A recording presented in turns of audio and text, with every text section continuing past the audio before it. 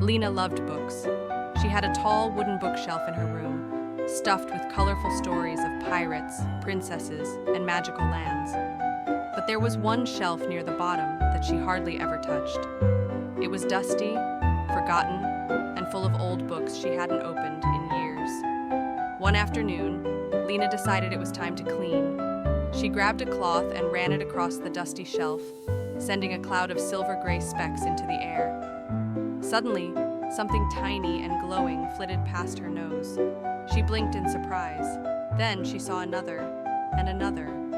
Little shimmering creatures, no bigger than her pinky finger, peeked out from between the books. Their wings sparkled like spider webs in the sun, and they wore tiny robes made of book pages. "Stop! Stop!" one of them cried in a squeaky voice. "You're disturbing our home," Lena gasped. Who are you?" she whispered. "We are the Dust Fairies," said the tiny creature, fluttering closer. "We take care of the forgotten stories." Lena's eyes widened. "Forgotten stories?" Another fairy, with a tiny quill tucked behind her ear, nodded. "Yes, the books on this shelf are rarely read. The stories inside grow weaker with each passing day. We dust them, whisper their words, and keep their magic alive." Lena looked at the books, feeling a pang of guilt. Some of them had been her favorites when she was younger. "Oh no, have I been hurting them by not reading them?" The fairies nodded solemnly. "Stories need to be told to stay alive." Lena thought for a moment, then had an idea. She pulled out a book with a blue cover and sat cross-legged on the floor.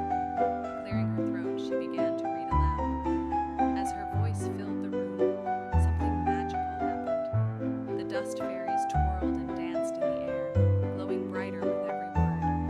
The faded letters on the book's pages darkened, as if being freshly inked. The old book seemed to wake up, as though it were stretching after a long nap. Lena smiled. "I'll read one story every night," she promised, "so none of the books will ever be forgotten again." The dust fairies cheered, their tiny wings fluttering in joy. From that day on, Lena never let a story fade away, and in the quietest corners of her